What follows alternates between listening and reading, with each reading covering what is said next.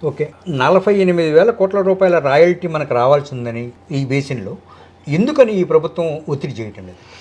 ఇప్పుడు మనం 12th finance commission సిఫార్సు చేసిన దగ్గర నుంచి ఇప్పటిదాకా లెక్కేసుకుంటే అవుద్ది అంతా. ఇప్పుడు ప్రతి సంవత్సరం కట్టాల్సింది ఇప్పుడు ఉదాహరణకు మనకి ఆయిల్లో కానీ ఇతర రా మెటీరియల్ ఈ ఖనిజాలు ఎక్స్పోర్ట్లో కానీ లేదా గ్రానైట్ కానీ ఇటన్నిటిలో జరుగుతున్నాయంటే ఒక లోడుకి ఇప్పుడు ఇసుకలో కూడా మనకు కనిపిస్తుంటుంది. ఒక లోడుకి కడతారు, ఒక పేపర్ తీసుకుంటారు, 10 లోడ్లు అదే పేపర్ మీద వెళ్ళిపోద్ది. దొంగ ఈ ఇన్వాయిస్ సృష్టించి పన్ను ఎగ్గొడుతున్నారు. ఇక రిలయన్స్ వాళ్ళు అంటే ఇస్తే పుచ్చుకోవటమే.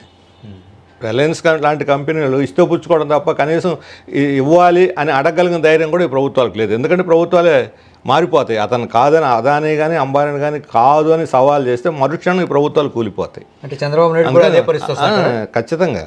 అందుకని అధికారం వాళ్ళు నడుపుతున్నారు, వీళ్ళు నడపటం లేదు.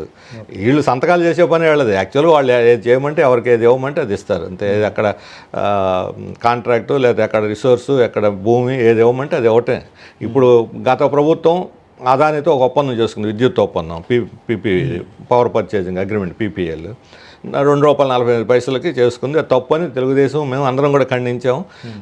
దాని మీద చాలా వాదోపవాదాలు జరిగినాయి. అమెరికా కోర్టులో కేసు కూడా ఉంది. ఈరోజు వార్త వచ్చింది, అమెరికా కాంగ్రెస్లో వాళ్ళు అదానీ పెట్టుబడి పెడితే కేసులు ఎత్తేసినట్టుగా దాన్ని క్విట్ ప్రోకో చేసుకున్నారు అని చెప్పి వాళ్ళే విమర్శిస్తున్నారు. అటువంటిది కాబట్టి ఆ వనరులన్నీ మనకి అమెరికా కూడా తరలించుకొని వీళ్ళు వెళ్ళిపోతున్నారు. అటువంటి ఒప్పందం మన విద్యుత్ ఒప్పందం అంత చీకటి ఒప్పందం జరిగితే అప్పుడేమో తిరగబడి గేంకారాలు చేసినటువంటి తెలుగుదేశం పార్టీ ఈరోజు అదే ఒప్పందాన్ని ఆమోద ముద్రేసి అమలు చేస్తుంది. ఏమనాలి దాన్ని?